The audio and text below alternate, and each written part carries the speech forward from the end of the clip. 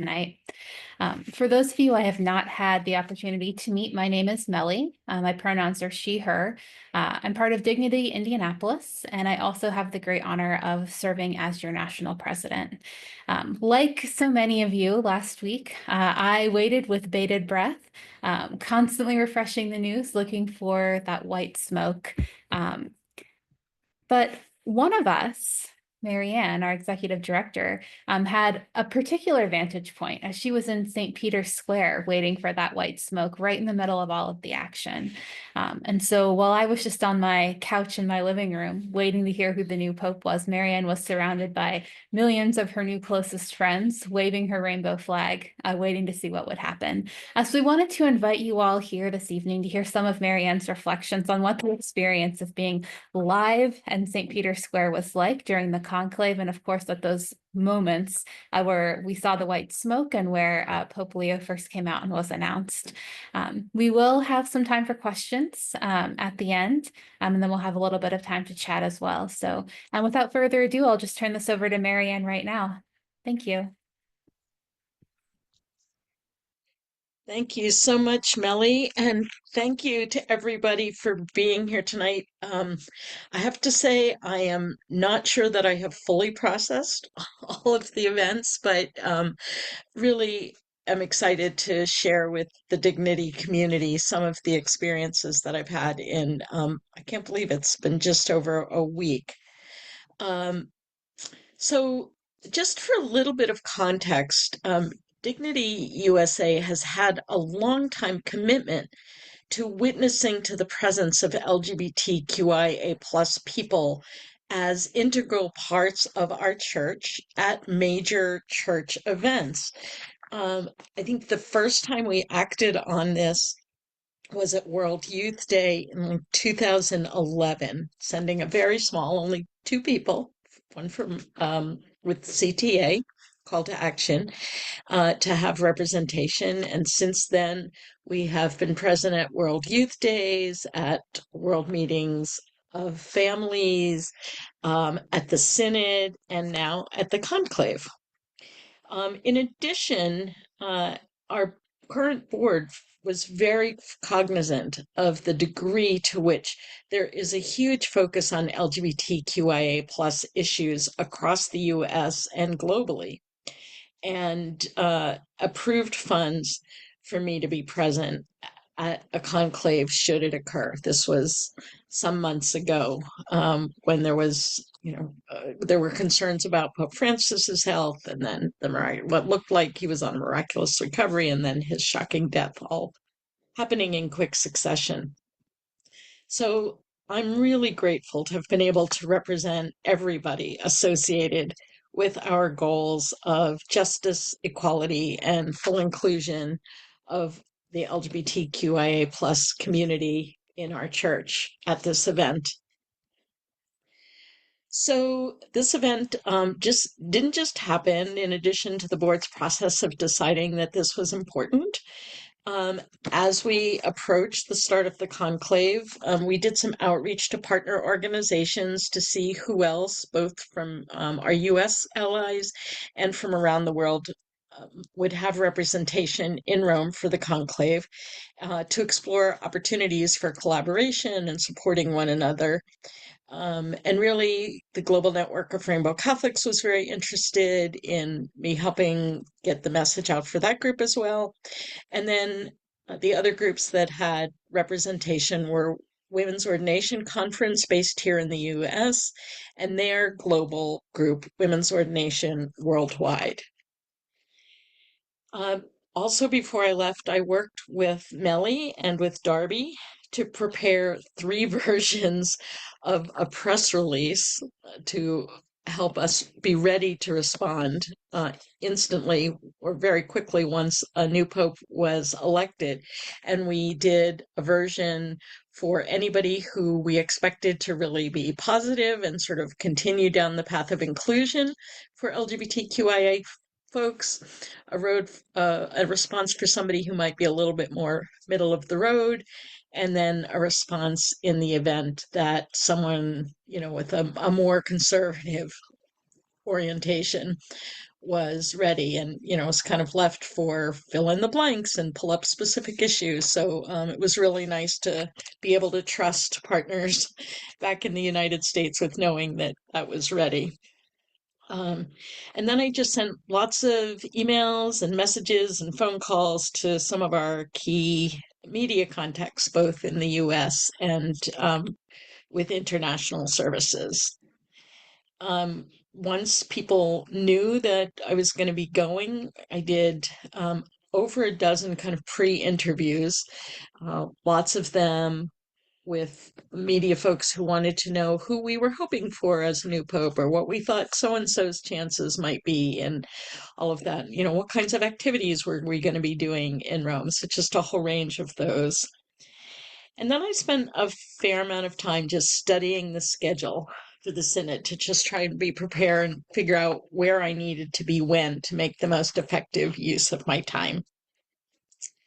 So finally, it was time to get on the plane, and I arrived in Rome on Tuesday morning, with the Synod being scheduled to start on Wednesday.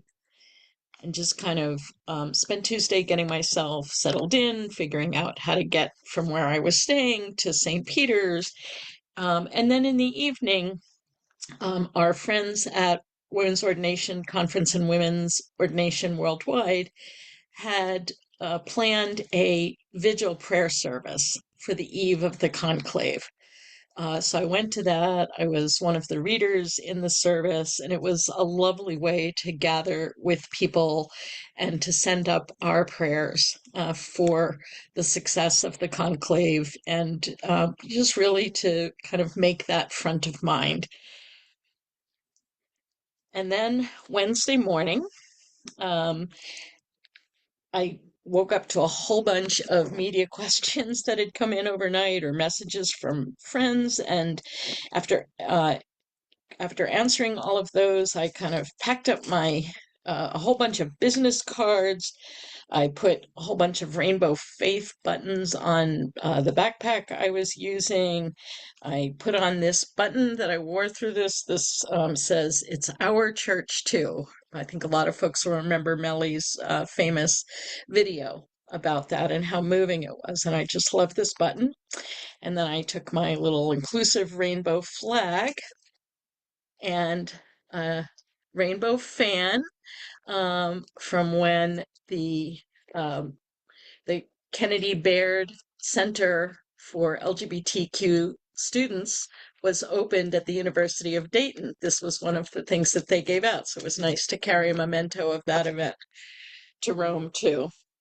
And I just had all of these things with me anytime that I was in St. Peter's Square.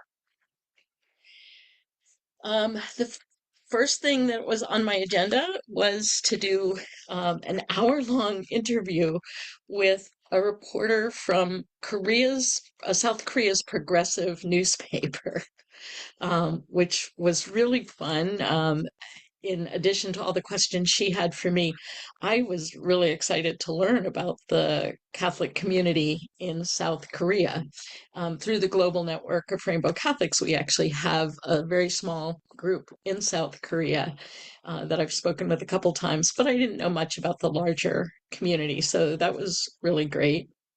And then I headed towards St. Peter's for some of the lead up preparatory activities for the conclave. And as I walked, the button definitely attracted media, and I got pulled off by a news talk radio show in Ireland, and by a German, an AP reporter who was based in Germany, and a couple other folks, or people would just stop and talk and say, "Are you going to St. Peter's?" "Yes." "Why are you here?" And we'd just swap stories of why we were there.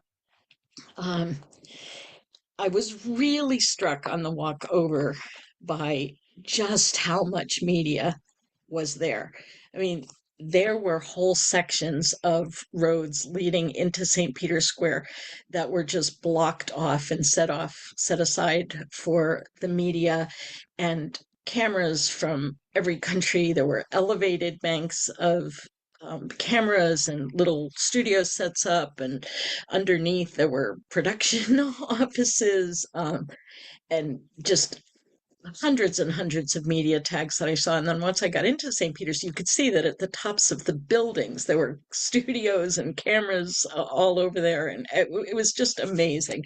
And literally from all over the world, there were people there. Um,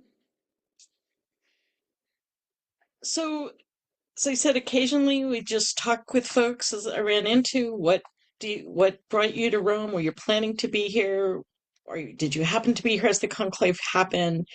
Um, And I also found that the security lines were a great place to make connections with people. There were estimates that each day there were somewhere between 70,000 and 90 or 95,000 people crammed into St. Peter's Square, and there were like 8 or 10 security channels that you had to go through. So the waits to get through security were quite long, and you twisted around. So, it was a wonderful place to just chat with people. And of course, the number of people that I spoke with who had an LGBTQ plus family member or friend or somebody that they were hoping to see in St. Peter's Square that was queer was pretty remarkable. And most folks, said that their loved one was either struggling with the church or had left the church. A few people talked about, people who were lectors or choir directors or worked for the church in some capacity, and how difficult sometimes they found it. It was just, a time for really rich conversation and sharing. And I just found a lot of care and a lot of concern for where we were, for who we are, and a lot of welcome in being there. Um, I also met a number of folks who were not Catholic who were there. There were some folks from an Orthodox Christian group that were visiting who decided to stay on for a couple days. I met a couple of Buddhists, a Jewish couple, a small group of Muslims, and a number of folks who identified as spiritual, not religious, and one atheist who was married to a Catholic. And we'll talk a little more about them later.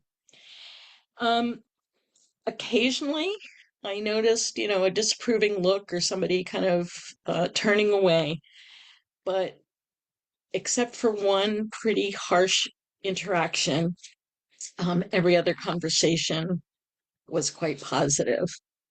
Um, I did encounter one young woman who was, I believe she said from Colorado, somewhere in the US, um, who saw my button and asked if I spoke English. And I said yes. She said that she was here because she wanted a pope who would return the church to following the true teachings of Jesus. And she felt like over the last decade or so, the church had become way too permissive on questions of gender and sex. And she spoke with what to me felt like a lot of anger. And I said, well, I think we both care really deeply about the church and are here to pray for its good, even if we don't disagree what that is. Um, and and then she really kind of, you know, got even angrier, and she said that she had dated a woman for a time in her life, but that God had saved her from sinfulness and led her into marriage with a man. And, that was the right path for Catholics. I said, well, my conscience and my faith have led me in a different direction. And I felt that my marriage and parenting was just as sacred as hers would be. And she just said, that's just not possible. The Holy Spirit can't speak out of both sides of his mouth. And at that point, the other folks that she was with kind of, corralled her and sort of tried to calm her down and move her through the line. And off she went. I never encountered her again. Um, and obviously a lot of folks were watching this interaction, and a number of them, kind of give me a thumbs up or a smile or a wink. And then one man in a cassock came over to me and asked if I was okay. And I said, "Oh yeah, I'm fine." And he said, he was a seminarian and he wanted me to know that he did not believe that what she said really represented what the church wants for us. And I thanked him for my support, asked him a little about himself. Turns out he was a seminarian from Mexico City. So I said that, we had been there for the Global Network of Rainbow Catholics Assembly in 2022 and had such a wonderful time, and talked about being guests of honors at the Basilica of Our Lady of Guadalupe, and what an amazingly deep experience and rich experience that had been. And, we chatted for a while and exchanged contact information. And then I was able to get through security and finally into the square. Um, and once I got into St. Peter's, I just kind of wandered around, kind of getting a sense of what was going on, talked to a few people, and made my way up towards the front of the square where they had these huge screens set up. And they were live streaming all the preparatory activities for the conclave, which was really quite moving. I have to say, I have a lot of issues with the whole concept of the conclave. To me, it really is sort of the Roman Catholic oligarchy on display. The total exclusion of women is hard to stomach. The fact that I was aware that so many of the people in that room had at least some level of complicity in the cover up of sexual abuse over time. And yet, with all of that, there was still an amazing power in standing with these tens of thousands of people who were focused on this, who were watching so intently. And as the rituals began, you could hear people praying along in, again, a multitude of languages, a very kind of Pentecostal moment. And then as the Litany of Saints began and the cardinal started processing towards the Sistine Chapel, everyone singing Ora pro nobis and singing the responses, and, just this huge gathering of people praying in unity with what was going to be happening, and praying for wisdom and praying in hope, whatever the hopes were that people carried, was just so deeply moving. I hadn't really expected that. And they continued to screen the oath. Each one of the cardinals walked up, placed his hand on the book, and took the oath of secrecy. And that went on for quite a while. And then we watched as Monsignor Ravelli proclaimed the extra omnes, everybody out, and the conclave officially began. So that was kind of Wednesday afternoon, was most of that. And then we just kind of started waiting all together. It was about 4 o'clock Rome time when the conclave began, and we knew, according to the schedule, that dinner for the electors was scheduled for about 7 p.m. So, folks kind of relaxed for a while, and, were kind of casual. And again, there were just lots of conversations happening around the time. And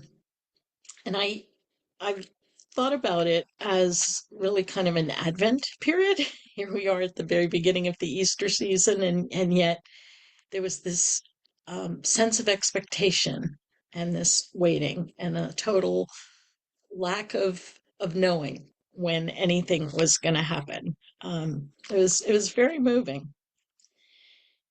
And then as 6:30, quarter to 7 started coming, you could feel the energy in the square shift, and the focus started to be on those famous smokestack on the chimney. Um, and I found myself really drawn to the birds that were up on the roof and even sitting on top of the chimney. And the first, as it started to approach 7, there was a bird sitting on the chimney. And when it flew off, I thought, oh, the chimney's getting hot. It's moving. The smoke is coming. And then nothing happened.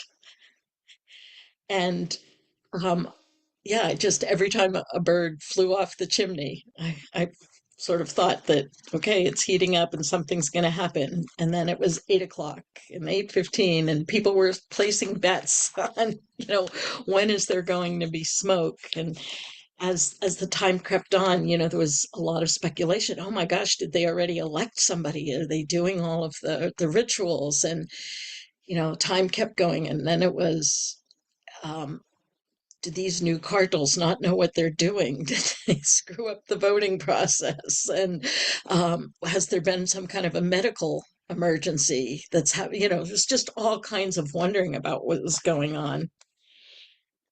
And then finally, it was a little after 9 o'clock when finally the first black smoke appeared.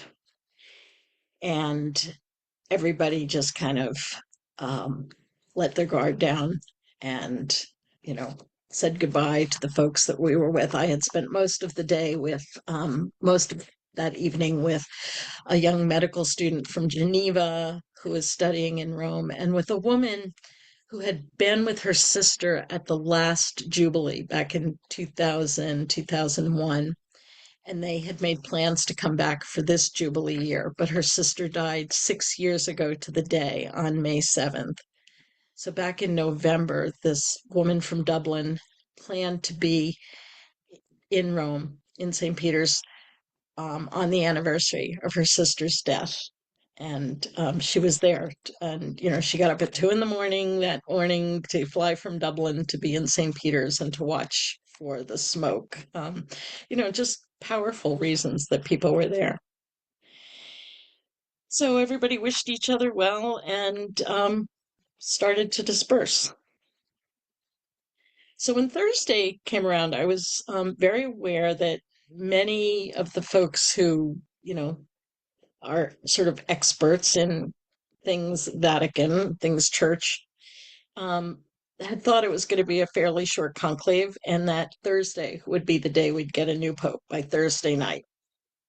So I wasn't sure, but I decided to go ahead and get there as early as possible. I felt drawn to wanting to sort of make sure I had a good view of the loggia, that famous balcony where the Pope is revealed, and to have a clear view of the chimney as well. So, I got there, I got a really good spot, able to lean up against one of the wooden barriers that they had. And after I'd been there a while, a few yards away, there were 2 men who noticed my rainbow flag and came scooting over, and they introduced themselves as Rosario and Alessandro. They were a gay couple from Milan, married, and they had come in on train that morning with one of their uncles. And Rosario happens to be a member of the Italian group Progetto Giannata, which the GNRC works with closely. And Progetto Giannata is actually the group that is the official coordinators of the LGBTQ pilgrimage for the Jubilee the year that will happen in Rome. So it was great to meet them, and we hung out and had a great time talking. And Rosario's husband, Alessandro, is the supportive atheist, as he termed himself. So we had a lot of fun. So again, as noon approached, again, the attention shifted to focusing on the smokestack and all the birds on the roof and the comings and the goings.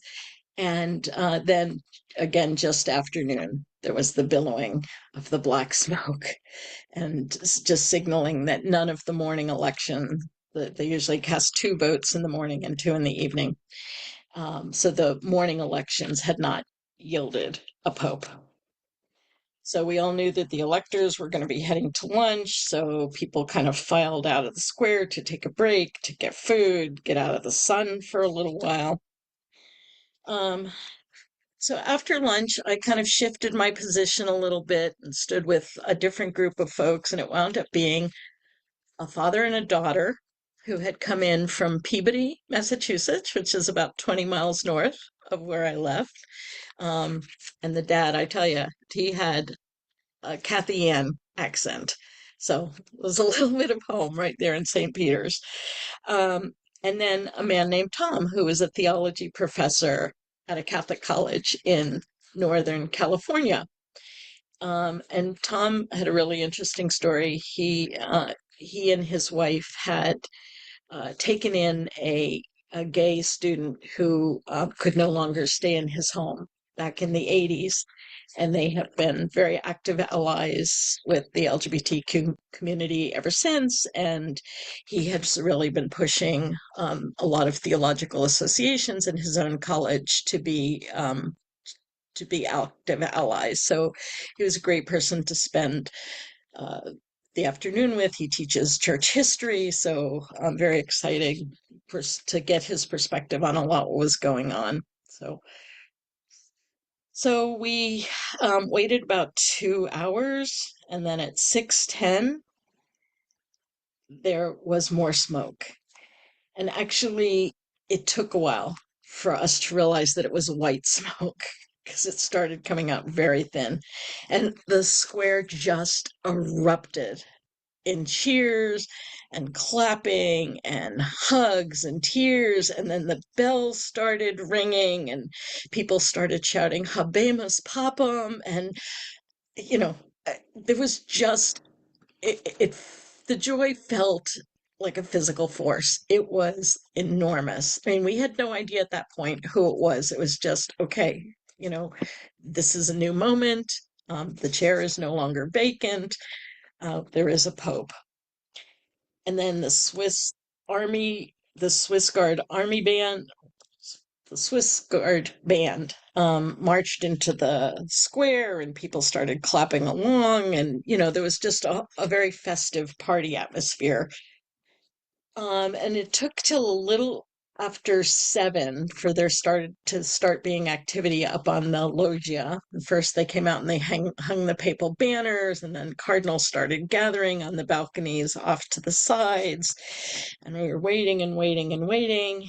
And then just after 7, Rome time, was the announcement that Cardinal Robert Prevost was now Pope Leo the 14th. And again, just an enormous wave of cheers.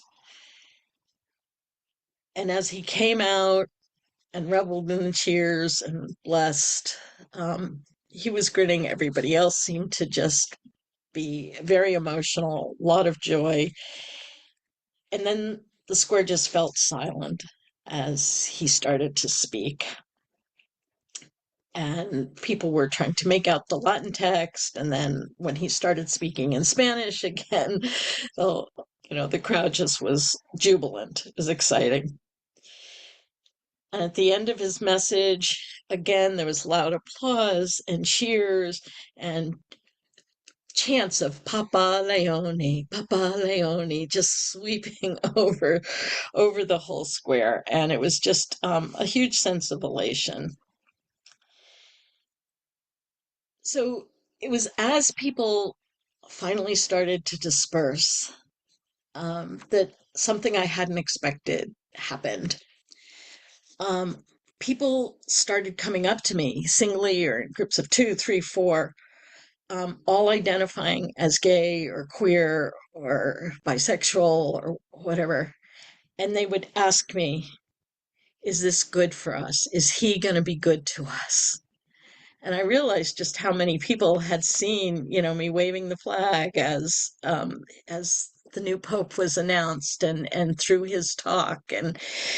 Um, and I could say to them, I said, the first thing he said is that God loves everyone and welcomes everyone. and that our church needs to welcome everybody with open arms, and that he's committed to continuing the synodal path. I thought that those were good things. I said, but we all need to keep working for full inclusion and recognition of the holiness of who we are. And I, gave everybody a button or a rainbow ribbon and, lots of hugs and lots of hopefulness in that exchange. But it was just really moving to be visible at that moment and to be able to convey a message of hope, a true message of hope, to people who weren't sure who this man was and what it was going to mean. And I was also really moved that Tom and Paul and Deanna, the people I'd spent the afternoon with, kind of stayed with me during this. So we finally said goodbye and headed off the square. And, again, I would just keep continuing to run into people or media folks saying, what do you think about this? And what do you think about him? And it was kind of comforting to know that people, no matter who they were, had LGBTQ people on their minds and on their hearts at this moment in the church. So one problem that I was having is that the Wi-Fi in St. Peter's Square was just overwhelmed and not able to respond. So I hurried back to the hotel as quickly as I could to do my job of responding to media requests and messages about, what did we think about Provost, work with Darby on finalizing our statement, and thanks to Darby and Melly and Peggy Hayes for making quick edits and getting all of that out. And then to just kind of sit back and think about what it had been, what a privilege it had been to represent this. So Friday, again, there was a lot more media work, including the interview with Chris Jansing at MSNBC. And why I wanted to bring that up is because that was done. MSNBC's media hub was on the roof of the Augustinian Missionary House, which is right off of St. Peter's Square in Rome. And there were tons of people who were crowded outside the Augustinian house, of course. And, I had to get through and show I really did have media and interview scheduled and all of that. But then once I got into the house, there was such a sense of joy there and pride in, one of their own, their former leader, now being the Pope. Again, it was just, being surrounded by joy and pride felt really good. And then the final thing that I want to mention about my time in Rome is that I knew that Saturday was going to be an essentially free day for me before I headed home. So I wanted to go visit the Basilica of Santa Maria Maggiore, and found out I had to schedule a time to go do that and pay my respects to Pope Francis. So I set up, a time and all of that. And then when I woke up Saturday morning, I had an email saying, we're sorry, but we have to cancel this visit. And, here's some times on Sunday or Monday that you could come. But of course, I was leaving on Sunday, so that didn't happen. And it was only later in the day that I found out that the very time that, I had booked to go in was when Pope Leo XIV went to go pay his respects. So I feel like I have a mind meld with Pope Leo, that this is how we both wanted to spend our Saturdays at the exact moment. So there we go.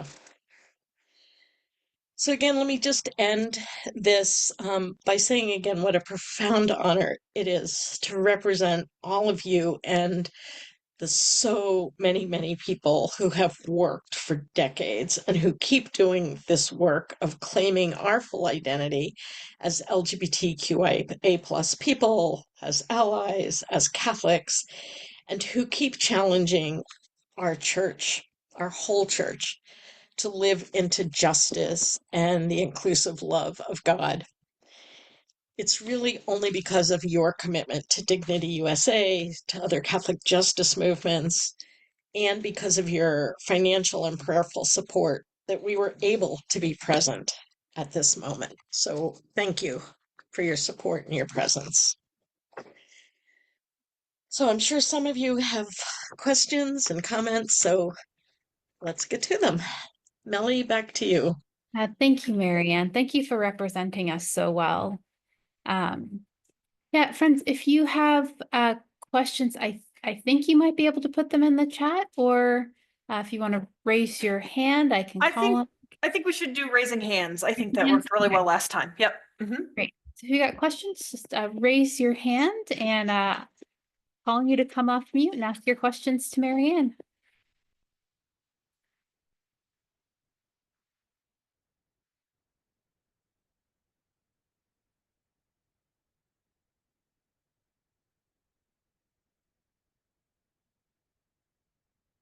Jean? Oh, oh, okay. Thank you. I'm always the first one. I don't know why, but anyway, I was going to ask Marianne if because he's of course, the first American Pope, were there people from Chicago or people excited that the Pope was an American? Um, Certainly in the area where I was, there were folks who, I think the reaction was stunned, really, that somebody who was born in the U.S. Had been elected Pope, and yeah, real surprise about that. So yeah, I didn't not I had met people from the Chicago area throughout my time, but I wasn't close to anybody from Chicago at the moment he was announced. But yeah, and immediately, I started seeing media things popping up, with first American Pope and all of that. Again, I I feel most comfortable talking about him as U.S. born, but knowing how much of his adult life was spent in Peru, and that he has citizenship there as well, and then leading the global Augustinian order, um, I think he really has a much broader perspective than Right, right. US. I mean, I definitely get the sort of the pride of Right. wanting to claim him, whether you're Mhm. Chicago or Villanova or the various schools that he attended and all Well, that. But just one thing. yeah, it was surprising. Did you hear the story that he had a calling to the priesthood at a very young age? He said, "Oh, his brother said, oh, when the kids were playing soccer, he was pretending to be at mass, and he would have a table that would be set up like an altar, and he was doing it like he's 7 years old, and so that's why the neighborhood they said, oh, he's going to be the next American Pope, and it is kind of funny how prophetic that statement was." Yeah, that's what his brother said.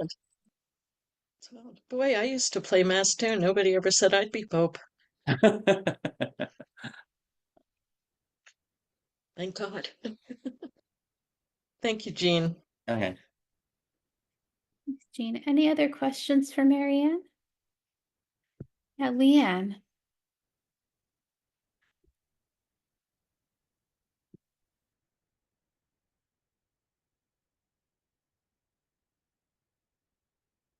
Hi, can you hear me? We can hear you. Thank you. Okay, sorry. For some reason, it was like saying I couldn't unmute or turn on my video. So anyway, thank you for unmuting me. This might be a little bit of a silly question, but I'm curious which version of the press release you ended up using. We talked about 3 versions. So which one did you ultimately use? Oh, great question.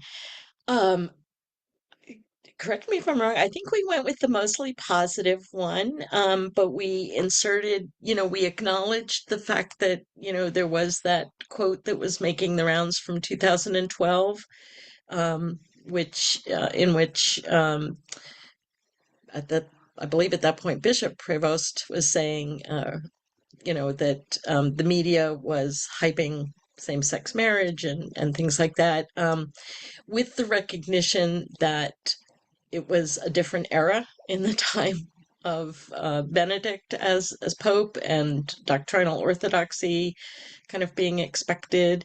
But we had been moved by his commitment to synodality and inclusion and his message of inclusion in his remarks from the loggia.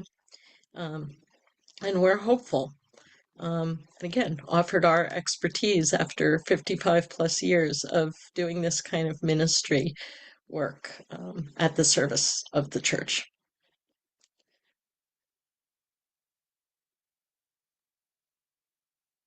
Thanks, Leanne. We'll do Chris and then Al.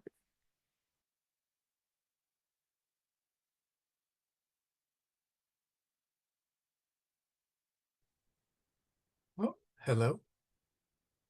We can hear you. There we go. Okay. Yes. First of all, thank you, Marianne, for being there and being present and representing all of us, and also sharing this tonight. It's really very moving to hear it. And my question may be a bit moot, but I wondered, when people before the white smoke appeared, and people might ask you something like, who are you hoping for? How did you answer such a question? Yeah. Generally, I said, we are hoping that whoever's elected will continue on the path towards building a church of inclusiveness, of welding, of welcome, and of service. And that we had felt that the synodal process was really important in terms of more engagement and bringing more voices into the church, and hope that that would continue. Yeah, I really didn't get into any kind of, I very rarely did I get into any kind of personal Naming names. speculation. Yeah. Yeah. Great. Yeah. Thank you. Thank you. Chris. I see Beth has her hand up. I think we were going to have Al go. Oh, sorry. Al's hand had disappeared, but it's back. So we'll do Al and then Beth. I don't know why it keeps falling off. Marianne, once again, like everyone else is saying, thank you for spending so much time over there. That was very generous of you on our behalf. I'm sorry you were alone. I wish I was there with you. But I know some good pizzerias around that area. I think that would have helped.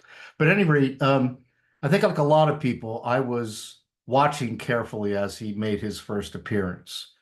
When Francis came out on the balcony without the Mosetta and the simple cross and all that, I think, wow, there's a signal. And I was looking for something similar from Leo, and I was disappointed to see he had the Mosetta on, but then I found out later on he wasn't wearing the Prada red shoes. So I thought that was a good step, and he had a very simple pectoral cross. And then he picked the name. And I thought, maybe something's going on here that is deeper than we're thinking, and that like Francis's heart's in the right place. And then I started thinking, well, what would I want to see from him in the way of a tangible action or signal that inclusiveness you've talked about and we all hope for is actually going to begin. So can I ask you to look forward a little bit and say, what would that be for you? I mean, for me, I wish to God he would take Benedict's letter and rip it up in public. But I think that would be a very nice positive. So that would be a signal I have. But what realistically are you looking for as the leader of Dignity? Well, it's interesting. We actually had an executive committee meeting last night, and we have a board meeting coming up Monday, and we'll be talking specifically about those kinds of agenda things. But there's much that we've already discussed. I mean, obviously, getting those harmful doctrines out of the canon is a very important ultimate goal. Do I think that's going to happen in 3 to 6 months? No. But I think that right now what we are seeing are words and tones being set. And if if what we're seeing is modeling inclusiveness, service, welcome, responsiveness to human needs, standing against evil, you know, to me, that sets a lot of tones. Uh, I cannot even imagine how much work there is to do to set up a new administration for a global church at this point. And I think I was very encouraged, that Francis, shortly before his death, extended the synod for another 3 years. It was supposed to end, the work of the synod was officially supposed to end in June, just next month, with the final reports, but it has been extended to 2028, and it looks like that is going to continue. Um, one of the things we talked about with the executive committee last night was continuing our push to get openly LGBTQ people named to the synod assemblies as delegates. I think we'll kind of watch what kinds of appointments come from him. Right now I feel like we all need to kind of give him some time to set the tone, to get his supporters in place, to, get prepare the path a little bit before he can start moving down it. So a little bit of a vague answer, but probably the best I can do. And again, without, having had a board meeting since this happened, we are a collaborative organization. No one person sets the agenda. So all of that will continue. I know we're going to be talking about these issues when we meet in Ohio in July, and hopefully all of you will be part of those discussions there as well.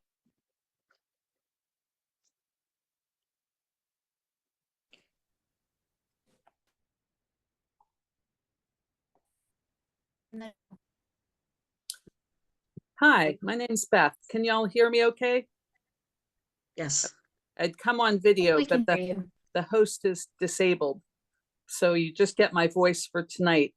First of all, I'd like to thank Mary Hunt for sending this around to the Loretto Feminist Network. And of course, thank you, Mary, for your many, many years of modeling what faithful means in so many ways. And just wanted to say thank you all for hosting this, and thank you, Marianne, for being there. I've not been very involved in Dignity. I'm a co-member of the Loretto community. That's how I've chosen to stay connected to my faith. Once I saw them marching in the gay pride parade back in the 90s, and I almost fell over. You could knock me over with a feather. And I wanted to ask you, Marianne, about age diversity, because I'm noticing a few of us on the call, we're more of the gray heads. We've been around a while. Somehow, for some odd reason, we're still hanging in. And I'm curious what, younger folks think, because many of the younger folks I talk to are not as institutionally minded in any way, shape, or form, and or are looking at other interfaith or multi-faith options. That being said, for anyone who's in the New York City area, free concert with Lavender Light, the Black and People of All Colors LGBTQ chorus at the Queens Public Library on Monday night, June 16th. Thank you for allowing me that brief plug. And it's worth coming to New York City to see if you're anywhere close, because it's a free concert. But Marianne, I'd be curious what your thoughts are about age diversity. Yeah, thank you, Beth. And I'm a huge admirer of the Loretto Network and all the work they've done. And I know our Dignity Denver community has had a long tradition of connection with the many amazing women and now men who are members, co-members, all of that. Thank you. It's no secret that the Catholic Church, has lost a lot of younger people, and that institutional religion, denominational religion, in many forms, is not appealing to many younger people. I thought that Brian Massengale answered this question really well in the interview we did together with Chris Jansing, talking about the young people demand authenticity, demand compassion, demand inclusion, demand justice. And until our church is seen as carrying forward those qualities, it's not only young people, but many folks are demanding that of the church. So it's a big lift. Yeah, thank you. So Melly is unfortunately having some internet issues, so I'm going to kind of just keep going down the raised hands. So Will, oh, are you here, Melly? Yeah. Oh, good. You made it back. Okay, good. Well, I think Will's the next one on our list anyway, so I'll go ahead and unmute him if that's okay. Yep. Hello. I wanted to know, Marianne, had you known anything about Cardinal Robert Prevost before? And also, since you've been to the synods before, what sense do you have of the portion of the attendees really are LGBTQ supportive? Thank you for that question, Will. I certainly knew that Cardinal, I had heard when Robert Prevost was made a cardinal. I knew he was part of the leadership of the dicastery for bishops and influential in nominating and getting bishops appointed. But then last October, when Sam Albano, our national secretary, and I were in Rome together for synod activities, we actually went to a lecture where Cardinal Prevost was a speaker. And it was the topic. It was a theological reflection on synodality at the local level. So we were drawn by the topic, not the speakers. But I have to say, I'd never encountered him in any writings or anything before. But at that lecture, I was really moved by his thoughtfulness, his reflectiveness, his practicality, his sense of how the church has to be responsive to culture issues.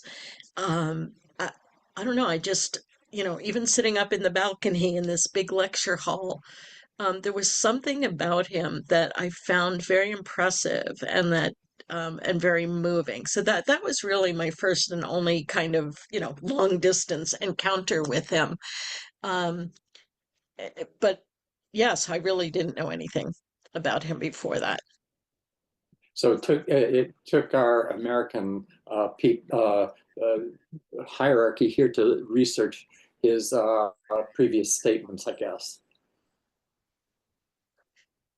Yeah, I think, all of this stuff is public record now. In terms of the synod responsiveness to LGBTQ issues, again, there isn't a lot of public document. I have heard from people who were sitting at tables, people that we've met with. Sam and I, did a lot of meetings with synod delegates as we could, both during the synod assemblies and in conversations between the two synod assemblies. Our sense is that there were a lot of positive responses to LGBTQ people, a lot of folks who acknowledge that there has to be some kind of movement on the church, that remains a lot of education that needs to be done, that there are a lot of people in leadership in the church, particularly male clerics, who are still asking very basic questions, despite the fact that there's all kinds of literature that our lives have been public for so many decades now. Somebody called it an intentional unwillingness or intentional ignorance. So that was sobering to hear. There definitely has been negativity as well and pushback. They couldn't get 2/3 of the delegates to approve putting LGBTQ into explicitly that language into any of the documents, so that says something. So at least a third of folks voted against explicit mention of our names. So, you know, there is still a lot of work for all of us to do. So, I thank think you. that the woman who gave you such a bad confrontation, she couldn't even find a merciful way to confront you because she probably still honestly has not resolved her own issues. Perhaps. Yeah, I think so. Okay. Thanks for that question. Are there any other questions for Marianne?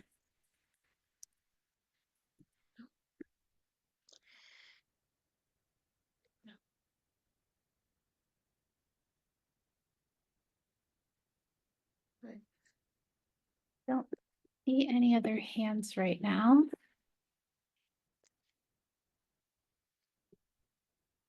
Nope. Marianne, do you have any final thoughts you'd like to leave us with as we close out? No, again, just thanks to everybody for all the support. It's really, it's amazing. And I hope this commitment, you know, to ensuring that we are visible and present in church settings, whether local, national, regional, or global, continues.